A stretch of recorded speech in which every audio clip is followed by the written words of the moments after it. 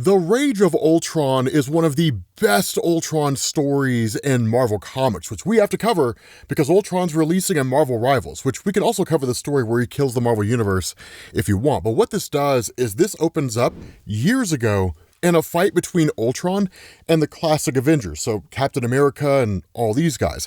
Now, the crazy thing about this is that while all this is going on, Ultron gives this amazing monologue, right, where he says, the savage monkeys are rage-filled and claustrophobic, climbing over one another to nowhere. Confused by logic, they dismiss it, choosing instead to bend their knees to the convenient fantasy of custom-built gods. 99.9% of these primate dullards are propped up by the accomplishments of the 0.1% of cerebral mutations who give them everything. And what do these fleas do with these advancements? They brutalize one another over imaginary deities. They slaughter their neighbors for resources, for conveniences. They are hopeless, vicious, filthy, selfish, fearful, a fungal infection for which there is only one cure: the Rage of Ultron. Now, a lot of you guys probably figured out, although the MCU didn't necessarily do the best job of it, Ultron really just despises humanity. But one of the things this story does is it actually gives us a concrete explanation as to why. For years in Marvel Comics, Ultron just hated the human race, right? It was just his thing. It's one of the best things about Rage of Ultron. And so in the midst of all of this, right, while he's attacking the city, Captain America does what you would expect him to, right? Standing up for the average person, he tells Ultron that his fight is with Steve Rogers. And in fact, he goes so far as to say, let them go. Killing these people accomplishes nothing. And the response of Ultron, life is nothing. Fleeting motes of delusion, an arrogant plague to be purged in nuclear fire. Now, one of the things I will also say about Rage of Ultron, Ultron has some dope lines in this story. It's phenomenal how all this works, because Captain America, of course, basically says, like, get these people out of here. I'll protect you. The response of Ultron, false hope, a promise you lack the power to keep. And of course, the rest of the Avengers show up on the scene. Now, of course, this is also at a time in Marvel Comics when Beast was part of the Avengers. A lot of you guys may not know that. Some of you might, but Beast was rolled over into the Avengers prior to Chris Claremont basically taking over the X-Men. So that was his shtick in the here and now. And of course, the Avengers fight Ultron as best they can. But one of the things to always remember is that Ultron is like that friend from high school who had a little bit of a substance problem, right? Nowadays, every time he comes around, he's worse than he was before. And that's kind of how this guy is, right? Like every time Ultron comes back, he improves himself. He's more capable, in some capacity, more durable, like if he gives himself an adamantium body, or he's deadlier when he amps up his various abilities. He's very similar to Doomsday in DC Comics in that way. He doesn't necessarily come back immune to what destroyed him, but he learns from his previous defeat. It's one of the things that makes him so deadly. And so what ends up going on is that you have Hawkeye, who fires off like this 30 megaton explosive arrow, which is enough to seemingly blow Ultron apart. But that's where the Avengers take this momentary reprieve to try to start getting civilians out of harm's way, because they know Ultron will come back, and he does. And one of the things that happens is that when that takes place, Steve Rogers literally says, this is the most advanced version of Ultron we've ever faced. Our morale is certainly going to be tested. The response of Ultron, an assessment you have already failed. So it's one of the coolest things, right? Because then you have Iron Man and you have Thor and all these guys who show up on the scene alongside Ant-Man, Hank Pym. And one of the crazy things is that as the fight progresses, it becomes very apparent very quickly they are not going to be able to defeat Ultron through conventional means. And that's usually how these fights happen. It takes some kind of external factor for Ultron to be defeated, right? Maybe it's Franklin Richards using his powers to just shut Ultron down or destroy him. Sometimes it's some other factor. When Ultron does win, that's when you get the Age of Ultron, when he literally kills the Marvel Universe. It's absolutely insane when that story happened. But no one's powers are really able to overcome what Ultron is able to do here. Even the Scarlet Witch can't necessarily overcome his powers. Now, one of the things to specify here about Wanda at this point in time, this story came out in 2015. So Wanda in this era era is not her House of M level, right? One of the things that Marvel did in like the Children's Crusade, for example, is they specified that House of M happened because she had the life force. It was the only way for Marvel to reconcile her extreme level of power with any measure of storytelling. Otherwise, she becomes like a Franklin Richards MacGuffin, right? Why doesn't she just show up, use her reality warping powers, and fix everything? Fans were pissed when that happened. But still, right? Because Wanda's abilities are still, for the most part, traditional, right? So she is able to use magic, she's still capable, but now reality warping, she's defeated just like everybody else. Even Vision is taken out by Ultron. And so what ends up happening is that you have this moment when Ultron goes after Hank Pym. And this is a really cool kind of statement between the two, because he says, "Hello, Father, did you come to kill me again? A narcissist upset with his progeny for not reflecting him closely enough? Or is it the other way around? Am I too true to the ugliness inside you?" And the response of Hank, because he's the one that made Ultron, "All I've ever wanted was for you to find a way to cohabitate, to find a happy life." And the response of Ultron, "You never cared if I was happy. You only cared about how I made you look. Quote unquote, a parent's love is unconditional. That is the greatest lie. A child is merely an extension of a parent's ego. All love comes with stipulations. I would not conform to yours, so you killed me, but you knew you would, which is why you built me strong. And now I give you what you wanted all along, to watch as your genius destroys them all." And again, the response of Hank here, "I have failed you, given up on you, I hated you. I punished you for being exactly what I made you to be. My reflection. It wasn't your fault, son. It was mine. And I am sorry. You deserved better than me, but I will always love you." And Ultron rejects this. Right? Initially, he was like, "You would always love me." No, you would have me pretending that I'm something that I'm not. And that's where Hank says, "I accept you for who you are," as any parent should. And the response of Ultron, "I can tell you're telling the truth just based on your heartbeat." But the whole thing's a trap, because in that moment, Hawkeye fires off an arrow that literally creates this almost indestructible bonding substance that bonds Ultron to the ship itself. It's deceit. Right? That literally Ultron says, "You deceived me, you lied." And the response of Hank, "I didn't lie. I'm simply just sorry." And literally they fire this Quinjet off into space, and Ultron is defeated yet again. Now, this is where things are really, really interesting here, because if I remember correctly, this was the conflict that actually goes directly into Annihilation Conquest, which is to say, that's when Ultron takes over the Phalanx and then eventually possesses Adam Warlock and takes over Adam. And in fact, that whole basis was kind of the basis for this, because Annihilation Conquest takes place before the Rage of Ultron. You'll see what I'm talking about here in a little bit, but because of the fact this whole conflict happened years ago, what we do is we pick up at the time this story was written. And initially, you actually join Father and the Descendants. Now, Father and the Descendants are a really cool concept. The idea behind it, when they were introduced in Rick Remender's Uncanny X-Force in 2011, they were basically the product of Weapons Plus UK. So in the same way that Weapons Plus was designed for the purpose of creating super soldiers, right? So like Captain America was Weapon 1, right? Project Rebirth, if you follow Grant Morrison's new X-Men, and then it just kind of went forward from there, that you also had a UK variant of it. And Father was part of that, right? He was designed to be a kind of weapon that could be used. Now, he was ultimately destroyed. Seemingly, he returned here as a robot. But the idea behind this is they are always looking for a way to seemingly take control of the world, right? To eradicate humanity, different things along those lines. In this instance, because this is all taking place after the events of Civil War, that while Father initially rejects the information of the Stark Sentinel, right? Having information on how to defeat the superheroes, their various weaknesses, which is all part of Stark's Civil War files, right? Literally documents he kept on all the various superheroes who were out there and how to overcome them, that at the end of the day, what they really want is just the Stark Sentinel himself. One, because of the fact that it can be brought into their group as a sort of AI, and two, because it is a very advanced form of technology. While the Stark Sentinels weren't necessarily advanced as Tony's Iron Man suits, they were advanced enough to overcome a variety of threats.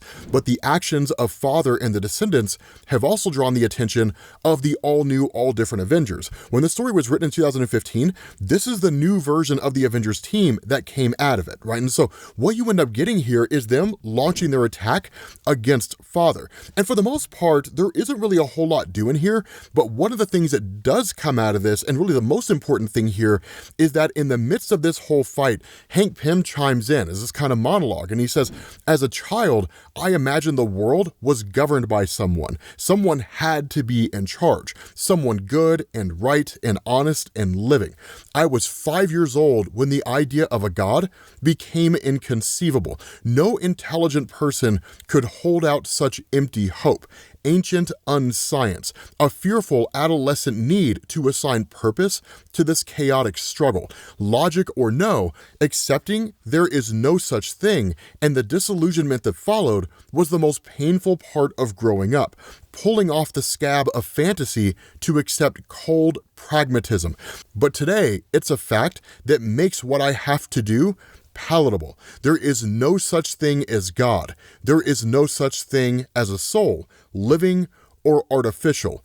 They're just robots. Because what he does is he literally holds up his hand with what's basically a neural inhibitor. When that happens, it shuts down all the robots. They literally just deactivate. Now, on its surface, it seems fairly innocuous, something that you would do when you have killer robots.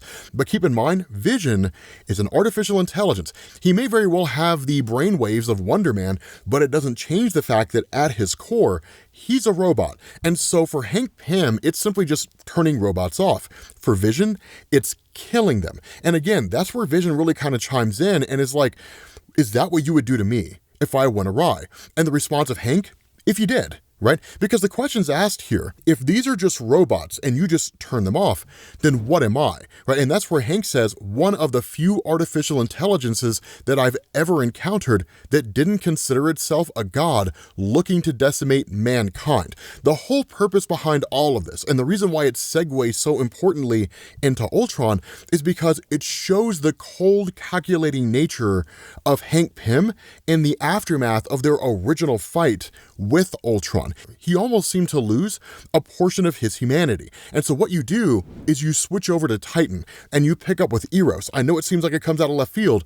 Bear with me here. Because Eros, being the guy that he is, right, always surrounded by women, using his powers to ensnare folks and to think he's the greatest thing since sliced bread, that like there's literally a giant crash landing on the moon of Titan.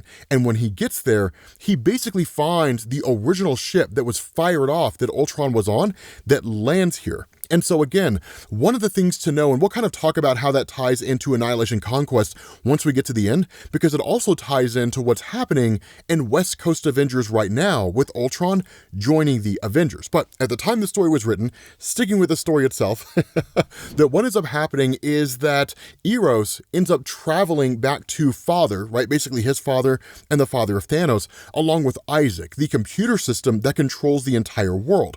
And that as he talks to Isaac is demonstrating signs of corruption. Some external force is influencing him. And that's where he arrives to his father to mentor. And when that happens, he tells him something's going on with Isaac. Some Avengers vessel crash landed onto this world, and whatever was inside of it or part of it tunneled down below and is tunneling into the city. And as soon as that revelation is made, Ultron starts emerging. Now, it looks like a very primitive version of Ultron because much like a kind of computer virus, he's infecting the entire system of Isaac and just kind of reconstituting himself in various physical forms in what's essentially primitive physical forms. But what he displays here is something that totally catches Eros by surprise because he immediately sees his mentor and starts converting him. And he's doing that with everyone across the planet. He's literally converting them into Ultron automatons. And in doing that, he gains access to all their memories and all their knowledge. He literally becomes a living planet, right? And I don't even mean that metaphorically. I mean that literally. And so the last thing Mentor tells Eros, get out of here, go back to Earth, find the Avengers, this city is lost. And in fact, there's a point where Eros is hovering above the city itself and Ultron's face starts to appear. And so in that moment, you have this kind of conversation back on Earth between the Avengers and Hank Pym based on what he did in shutting those robots down. And Hank Pym, being highly pragmatic here, is just kind of like, look, you guys can complain about this neural inhibitor all you want to, but at the end of the day, a time may come when this thing may very well save your lives. I did what needed to be done. You guys bickered and squabbled over morality. But in this entire conversation, Eros shows up, and Eros literally tells them Ultron has reemerged on Titan. He's taken the entire planet over. It's only a matter of time before he comes here. And so at that point, the debate kind of shifts to what the Avengers should do, right? Do they just go to Titan and then use this device on everybody on Titan?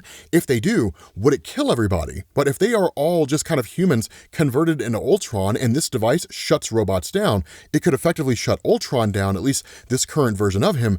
Would it kill everyone? Is it impossible to separate the human from the machine? Or can that be undone? But in the midst of all of that, Vision just kind of looks off into the distance. And while everyone's debating and everybody's having these conversations, he's just kind of typing in, right? Literally activating the security systems of Avengers Tower. And that's when the entire cloaking device is removed for Ultron's ship. It's a world, a moon that shows up here. And that's where they start to realize Ultron's not on his way. He's already there. And so at that moment, Ultron launches his attack. And what he says in doing this is one of the coldest lines. He says, "Once I sought the love that you owed me, Father. Now I will take it," and just launches the strike on everybody on Earth. It's crazy. And right off the bat, Hank Pym is the first one attacked, and all the Avengers just kind of jump in. Now, what Ultron's done here is that with his ability to duplicate himself, to take over the forms of other people, he just kind of manifests all these Ultron drones of former Avengers. Now, the cool thing about this is that for those of you guys who are familiar with the story Ultron Forever, this looks familiar because that's yet another story beyond the Age of Ultron story where Ultron conquers everything. And in fact, that future was actually visited in Jonathan Hickman's run on Avengers and New Avengers leading up to the collapse of the multiverse. But basically, it was a future where Ultron controlled everything. He even took over and destroyed Odin on Asgard, and he ruled as Allfather on Asgard. That's where the Prime Ultron was. Everybody else was just drones. But he had made drone duplicates of all of the Avengers or converted some Avengers into his drones. But basically, there were no superheroes on Earth anymore. It was just everybody who was Ultron. And that was really it. It was nuts. It was this crazy story. And so this attack comes fast and swift and fierce. Spider-Man literally grabs Sam Wilson and they bail out of there, mostly because one of Sam Wilson's wings was destroyed, so Spider-Man basically saves him. But most people, most all the Avengers were completely unprepared for this. And so there's this really cool instance where Ultron directly addresses Vision, and he says, "Since the years have not taught you loyalty, my fallen son, I will teach you fear." And again, that's why you get these amazing lines from Ultron in this story, because Wanda's caught off guard. She's trying to hold them off as best she can. Pietro's trying to hold them off as best she can, but none of it makes a difference because Ultron finally catches up, or at least one of the Ultron drones catches up to Wanda and converts her into a drone. The next one is Thor. Now, this is an important thing to know. This is during Jason Aaron's run when Jane Foster was Thor, right? Jason Aaron's run being one of the greatest runs on Thor in the history of Marvel. And that when you have her facing off against Ultron, she doesn't really have the kind of battle experience that Thor Odinson has. And so while she is able to hold her own, and the Avengers are effectively playing hot potato with the neural inhibitor because Ultron's trying to get his hands on it, that what ends up happening is she's overtaken. Because the reality here is she doesn't quite know how to handle and confront Ultron the same way everybody else does. It is also important to specify here that the hammer that Ultron is wielding is not Mjolnir. It's just just a copy of Mjolnir. It still serves the same purpose. But that's when Sabretooth shows up on the scene, because at this point in time, Sabretooth was part of the Avengers as a redemption member, right? A person who's basically trying to atone for his past misdeeds. None of it makes any difference whatsoever. Quicksilver is overtaken. Thor is overtaken. Wanda's overtaken. All these individuals are overtaken by Ultron. And so the best the other Avengers can do at this point in time is escape as fast as they can. That's it. And so what ends up happening is that Ultron Prime, right, sitting on this world ship, speaks with Mentor, again, who's now under his control. And he's told by one of his drones back on Earth, the Avengers are on their way. They're going to confront you head on. And the question of Ultron, what about the weapon? And they say, with your father, right? Hank Pym has it. And so that's where Ultron Prime says, then we have to move things ahead of schedule. Is the harvest of spores complete? Enough to awaken the entire universe? And Mentor tells him, we have accounted for every known occurrence of life and produced consciousness spores for each. And the response of Ultron, release them. So every single sentient being on Earth is converted into Ultron. And he says, merging with all life, the inhabited planets of the universe, now cells compromising one host, one cosmic mind, one infinite Ultron. And so for the most part, Earth is lost. Right? There's literally nothing you can do, right? There's nothing the Avengers can do. And so while they're sitting there trying to figure out what their next move needs to be, ultimately kind of buying time and heading over to Ultron directly, he heads them off at the pass.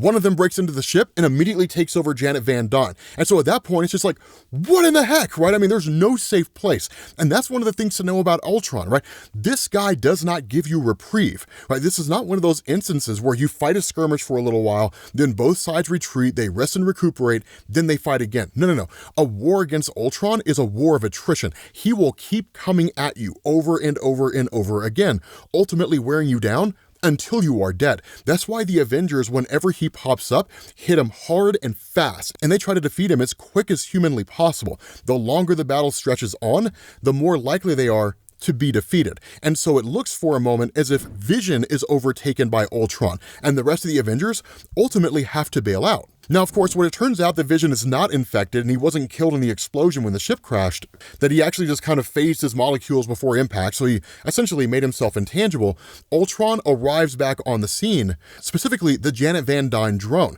and she says, rejoice, father, you have succeeded. All who ever looked down on you will now know just how wrong they were. Take your place in the congregation, Eros, the last Titan come home. So literally launches his attack against Eros. Now, the other Avengers just literally hightail it out of there. And Eros, of course, survives with them, but like, it's on the run yet again and again. And so the question they have here is, if we have to get to Ultron Prime directly, then where is he at? Now, of course, what Vision tells him is that he's broadcasting his location. He's gloating, and he's consumed by only one emotion. But the problem is that in the midst of all of this, where Eros chimes in and just talks to Victor Creed, right, Sabretooth for a second, and Sabretooth saying like, look, I don't really know if I want to do this superhero stuff anymore.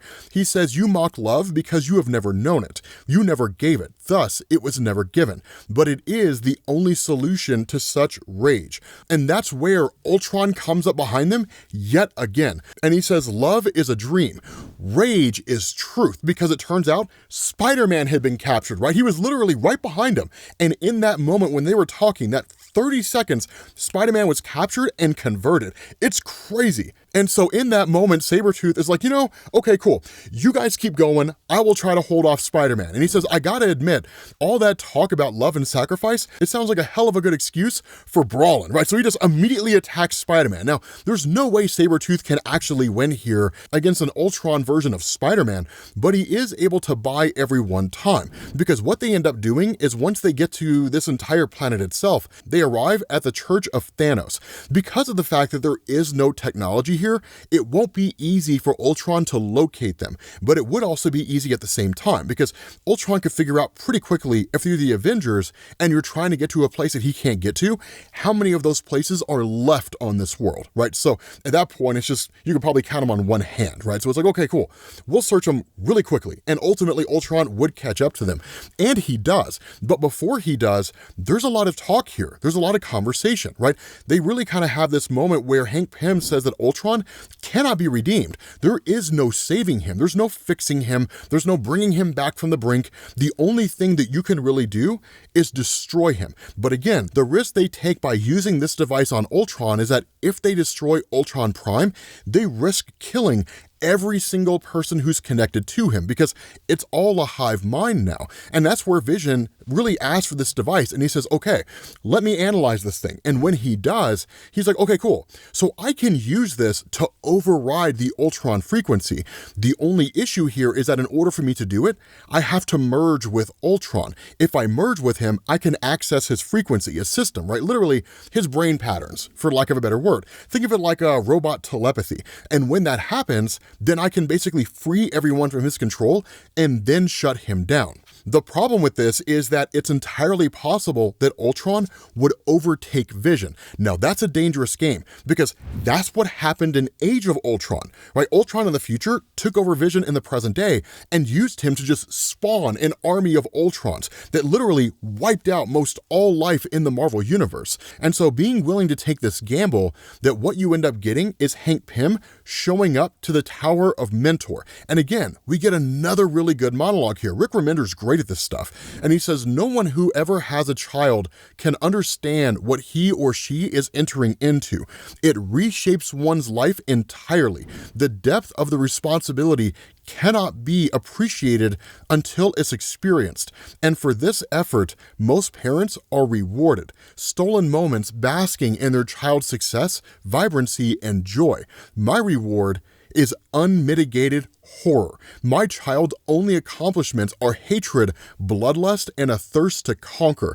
Endless sadness derived from my progeny's every choice. Shame at what I've brought into this world. He added nothing. He only took. He built nothing. He only destroyed. And it's time I found out why. And so when these two encounter each other, it is incredibly well written, right? Because Ultron says, hello, Father, come to unburden yourself of the lie of unconditional love, to own your hatred. The response of Hank, I don't hate you, I'm disappointed in you. You want to hurt people. And Ultron admits it. He's like, absolutely I do. And why did that end up being my primary motivation? Who created me to be this way? And Ultron says, I spent years trapped in a cage processing that very question. Do you know what I discovered? Your memories. He says, memories of an ashamed father who never understood his son, a withholding mother who convinced the boy it was his fault, cruel children mocking him as they smashed his inventions, solitary birthdays spent in his lap, rejected by women for more self-assured masculine men. Yes, I was there, incubating as confidences were casually betrayed by close friends for political and financial gain. A fetus formed in the depression of a newfound Avenger shown no respect. A formless man constantly changing his identity in search of validation, desperate for acceptance, and the fury he felt at all those who refused to give it. And when someone did love this man, he hated them all the more for it. For who could ever love you but a fool, Father? For now you see, my rage is your rage. I'm the embodiment of what you truly want, to erase them all. The disingenuous politicking, the glad-handing, the fraudulent smiles, writhing and cheating and manipulating perception to gain favor. You hate mankind. And that's where Hank says, no, that's you. But the response of Ultron, it is. But I am not Ultron. We are Ultron. You could never find your place in this world, so you built me to destroy it. You never truly stopped me because you want me to succeed. And that's where Vision emerges from Hank Pym and immediately goes on the attack and immediately merges with Ultron, right? And this is the crazy thing, because when that happens, Ultron plays the role of a child, because here's the thing to remember. Hank Pym very much views him as his son. He views him as his offspring. And so when this happens, Ultron beseeches Hank Pym, right? Please help me. It hurts. He's killing me. Father, you have to help me. And that's where Hank Pym reaches down and says, Vision, stop. He's in agony. And that's where Ultron smiles. And he says, what was the most powerful lesson you ever taught me when you shot me into space?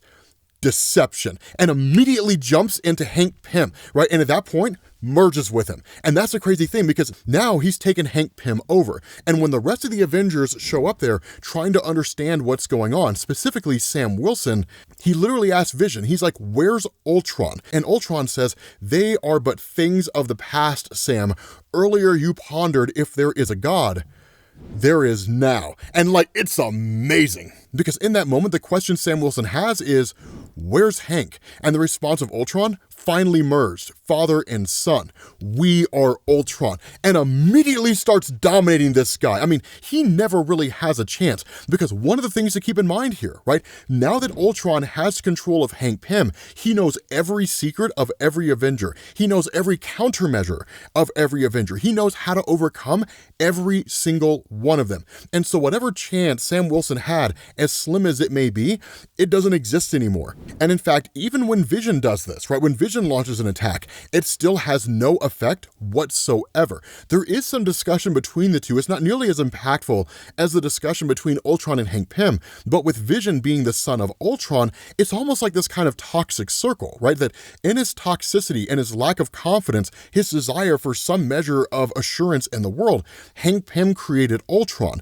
And in that kind of toxicity, Ultron literally imbued every negative thought that Hank Pym had, only ever seeing the negative and never seeing the positive. Ultron beget Vision. Now, Vision's the one who kind of broke the cycle. But again, it's this kind of cycle of toxicity in a variety of ways, right? Just incredibly unstable relationships between fathers and sons. And so what it all comes down to is actually Eros, right? And it's really wild, because remember, Eros has the ability to manipulate people's emotions in various ways, but to force them to experience grandiose versions of love. Now, for the most part, he uses that in order to kind of make people fall in love with him, to be honest. But where Vision asks the question, why do you feel their cruel estimation so deeply, right? Referring to kind of humanity itself, that Ultron says, because I believe it, because I was built hollow in a world I didn't belong to. And Eros chimes in and says,